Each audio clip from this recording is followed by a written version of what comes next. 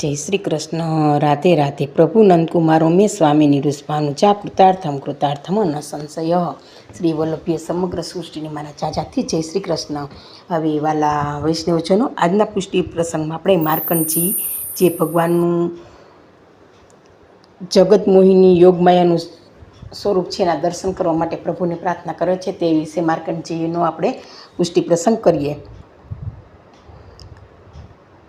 કે એક વખત શ્રીમદ ભાગવતના મહાપુરાણમાં આ આપણે જોવા મળે છે કે શ્રીમદ ભાગવતનું દ્વાદશ સ્કંધનું મહાપુરાણ છે તે અનુસાર જ્યારે મહર્ષિ માર્કંડેયજીએ ભગવાનની માયાના પ્રભાવથી સમગ્ર બ્રહ્માંડને મહાપ્રલયના અગાધ જળમાં ડૂબેલું જોયું, ત્યારે તેમણે જળ પર તરતા વટવૃક્ષના એક પાંદડા પર દિવ્ય સસુ અંગૂઠો ચાવતા જોયો.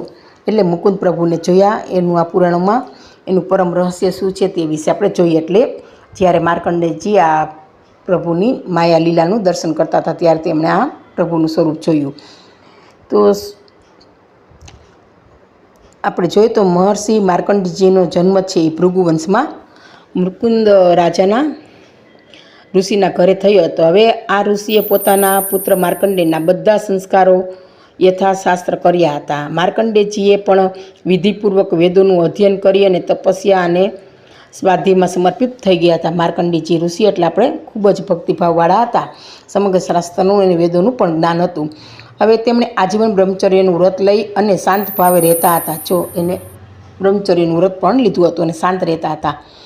મસ્તકમાં જટા ધારણ કરતા, વલકલ વસ્ત્ર પહેરતા, હાથમાં દંડ અને કમલદંડ ધારણ કરતા, શરીર પર યજ્ઞોપવિત અને મેખલા શોભતી હતી. તેઓ સાંજે સવારે અગ્નિહોત્ર, સૂર્યોપાસના, ગુરુવંદના અને બ્રાહ્મણોનો સત્કાર કરતા અને હું પરમાત્માનું જ સ્વરૂપ છું આવી ભાવનાથી ભગવાનની આરાધના કરતા. જો વાલા વૈષ્ણવ, આપણે કંઈ પણ ભક્તિ કરતા હોય તો આપણે માનો આપણે ભગવાનનો જ અંશ છે, પરમાત્માનો જ અંશ છે અને એવા ભાવથી આપણે પ્રભુની પ્રાર્થના કરવી જોઈએ.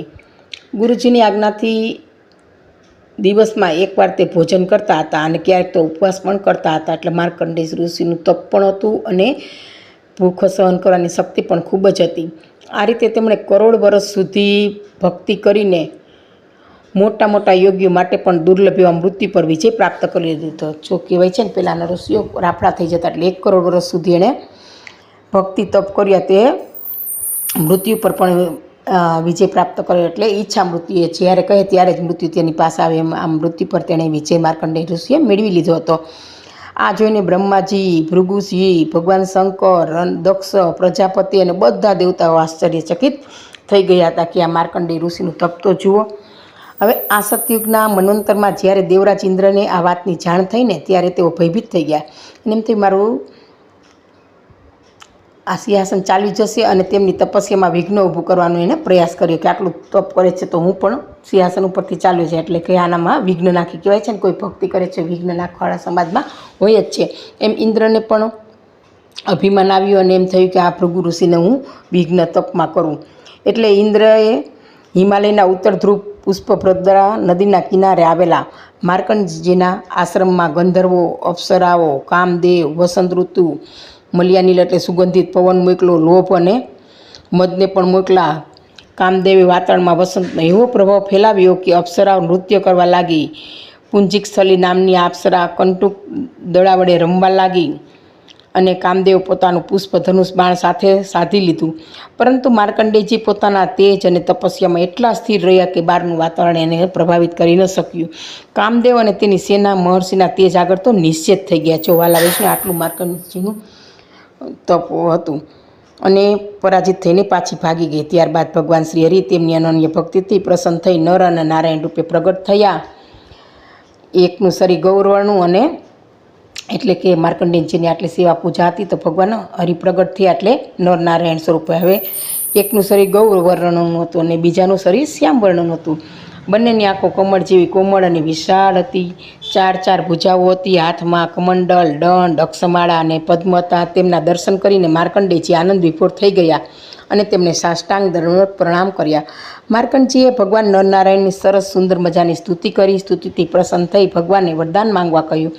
ત્યારે માર્કંડેયજીએ પ્રાર્થના કરી કે હે પ્રભુ, જો આપ મારા પર પ્રસન્ન હો તો મારે આપની અગમ્ય જગત મોહની યોગમાયાનું દર્શન કરવું છે, એમ માર્કંડેયજીએ નરનારાયણ પાસે માંગ્યું, જેનાથી આખું બ્રહ્માંડ મોહિત રહે છે અને જેમાં અગણિત ભેદ દેખાય છે. ભગવાને મરક મરક હસીને તથાસ્તુ કહ્યું અને પ્રભુ અંતર્ધ્યાન થઈ ગયા.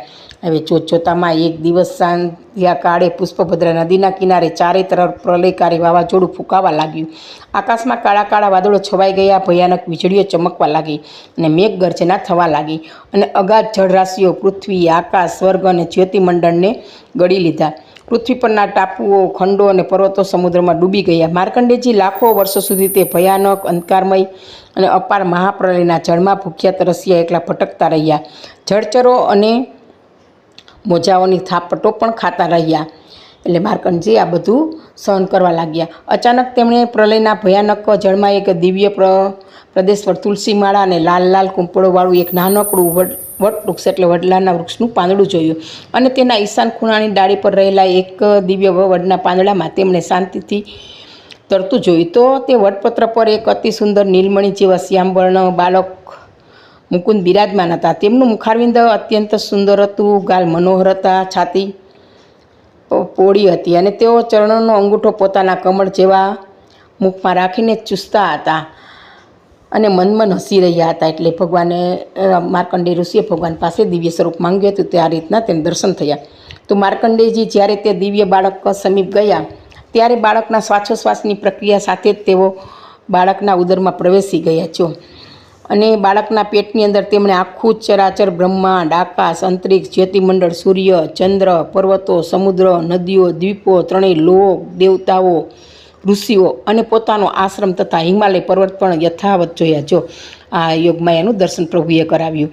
બાળકનો શ્વાસ બહાર નીકળતા જ માર્કંડેયજી ફરી બહાર પ્રલયના કાળમાં આવી ગયા અને તેમણે બાળકને હૃદયથી આલિંગન કરવા હાથ લંબાવ્યા, પરંતુ તે જ ક્ષણે ભગવાન માયા તરત અદૃશ્ય થઈ ગઈ. કહેવાય છે ને, ભગવાનની માયા તો અકળ છે, તે કોઈ કરી શકતા નથી.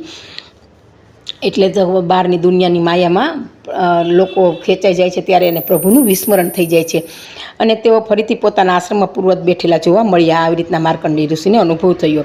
માર્કંડેયજી પરમાત્માની આગમ્ય માયાનું રહસ્ય સમજીને તેમની શરણાગત થઈ ગયા. ત્યારબાદ ગૌરી માતા ભગવતી પાર્વતીજી સાથે નંદી પર સવાર થઈને આકાશ માર્ગથી પસાર થઈ રહેલા ભગવાન દેવાધિ મહાદેવ શિવજીએ માર્કંડેયજીની આવી નિષ્કામ ભક્તિ જોઈને તેમની પાસે આવ્યા. માર્કંડેયજીએ ભગવાન શંકર અને પાર્વતીજીની પૂજા સ્તુતિ કરી. ભગવાન શિવે પ્રસન્ન થઈને મહર્ષિ અષ્ટસિદ્ધિઓ પર જ્ઞાન, વૈરાગ્ય, ભક્તિ, પુરાણ સંહિતાના આચાર્ય બનવાનું અને કલ્પના અંત સુધી અજરામર રહેવાનું પણ દિવ્ય વરદાન આપ્યું હતું. આવી રીતે આ સમગ્ર ઘટના આપણે જોઈએ તો શ્રીમદ ભાગવતના મહાપુરાણમાં 12 સ્કંદમાં છે અને માર્કંડેયજીનું આ માયા દર્શન આપણે અધ્યાય 9 અને 10 આપણે વાલા વૈષ્ણવ જોયો કે માર્કંડેયજી આટલી તપસ્યાથી તે ભગવાન એને માયાનું દર્શન કરાવ્યું. તો મારો આ પુષ્ટિ પ્રસંગ અહીંયા પૂરો થાય છે ને આ પ્રસંગ કહેવામાં વાલા વૈષ્ણવ મારી કે ભૂલ રહી ગઈ તો પુષ્ટિ રસની દાસીને ક્ષમા કરશોજી. સર્વે વાલા વૈષ્ણવની મારા જય શ્રી કૃષ્ણ, જય શ્રી કૃષ્ણ.